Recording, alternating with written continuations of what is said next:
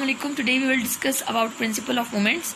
Principal of moment से पहले मैं आपको दो चीज़ें समझाना चाहूँगी, clockwise movement and anti clockwise movement. For example मैंने कोई स्पैनर लिया, ठीक है, अगर मैं उसकी फोर्स टूवर्ड्स राइट लगाती हूँ तो ये मेरे पास अपवर्ड लगाती हूँ तो मेरे पास क्या होगा, क्लॉकवाइज। और इसी तरह अगर मैं लेफ्ट साइड की तरफ फोर्स लगाती हूँ तो that will be anti clockwise movement. Principle of movement क्या होता है जी? प्रिंसिपल ऑफ मूवमेंट होता है sum of clockwise movement is equal to sum of anti clockwise movement. इसको मैं शो कैसे करा सकती हूँ?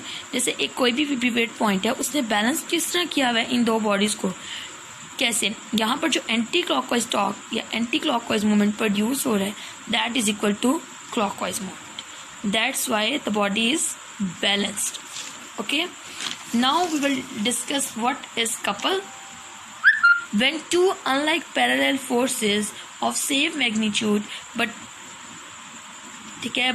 not along same line, जब दो forces act unlike parallel forces यानी जिनकी डायरेक्शन डिफरेंट है लेकिन उनका मैग्नीट्यूड सेम है लेकिन वो एक सेम लाइन पर नहीं है, तो हम क्या कह देंगे जी? कपल प्रोड्यूस हुआ।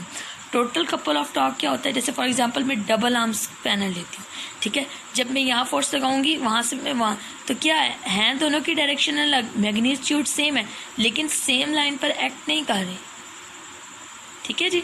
तो ये मेरे पास क्या है, एक अगर मैं यहाँ से यहाँ तक का देखूँ, पहले मैं यहाँ से यहाँ तक, तो यहाँ जो फोर्स एफ एक्ट कर रही है F cross O A plus F cross O B, ठीक हो गया।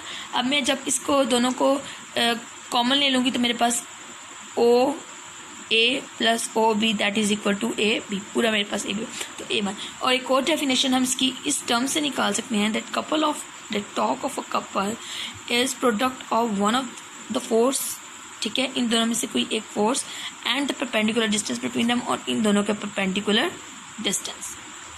नेक्स्ट हमारे पास आता है इक्विलिब्रियम। इक्विलिब्रियम हम किस, अगर कोई बॉडी जिसके ऊपर net force, no net force is acting on a body, और अगर हम फोर्स एक्ट कर भी रहे हैं तो बॉडी अब रेस्ट पर है तो वो रेस्ट पर रहेगी, अगर मूव कर यूनिफॉर्म मोशन से उसके ऊपर कोई इम्पैक्ट नहीं पड़ रहा। अच्छा, दो कंडीशंस होती हैं इक्विलिब्रियम की, अगर ये फुलफिल होंगी तो ही हम लोग कहेंगे बॉडीज इन इक्विलिब्रियम।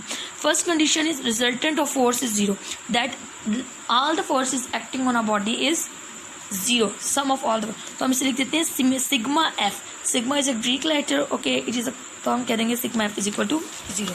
अगर हम इसको देखें इन टर्म्स ऑफ कंपोनेंट्स यानी एक्स कंपोनेंट्स और वाई कंपोनेंट्स, तो जो एक्स के अलॉन्ग सारी फोर्सेज एक्ट करिए उनका भी रिजल्टेंट जीरो, और इस तरह वाई का भी। इस तरह मैं लिख दूंगी sigma F X is equal to zero and sigma basically use for summation that is sum, okay, addition. अब फॉर इसकी एग्जाम्पल क्या है जी? Book laying on a table. अगर एक बुक है वो टेबल पे पड़ी है, वो नहीं हिल रही है, तो क्या बात है, जो एक्स एक्सिस से फोर्सेज लॉन्ग उसके ऊपर करी है वो भी जीरो है, और जो वाई एक्सिस पे कर, जब तक मैं उस पर फोर्स नहीं लगाऊंगी तब तक वो नहीं उतरेगी, तो वो टेबल पे पड़ी कैसे हुई?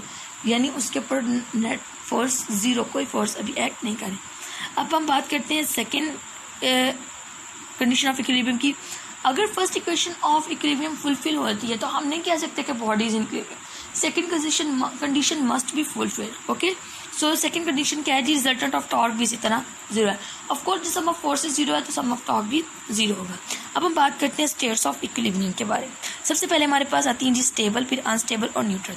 अगर हम किसी भी बॉडी को स्लाइटली टिल्ट करते हैं और वो अपनी पोजीशन पर वापस चल जाते हैं, फॉर एग्जांपल अगर कोई बुक पड़ी है टेबल पे, मैं उसे थोड़ा सा टिल्ट कर देती हूँ, ठीक है, उससे खड़ा कर देती हूँ और मैं बाद में उसे छोड़ती हूँ तो वो वापस लेट जाती है, तो ये मेरे पास क्या है जी? Stable equilibrium. अनस्टेबल क्या है? If it does not return to its previous position.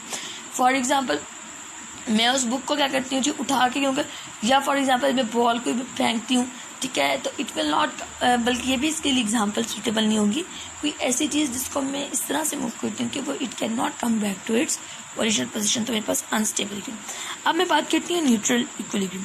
Neutral state of equilibrium ये होता है कि अगर मैं एक बॉडी को मूव करती हूँ वो अपनी न्यू पोजीशन पर ही रहता है, फिर वो मूव चेंज नहीं करता, उसके बाद अपनी प्रीवियस पोजीशन पे नहीं आता, तो मैं उसे क्या कह दूंगी जी? Neutral equilibrium. Thanks for watching.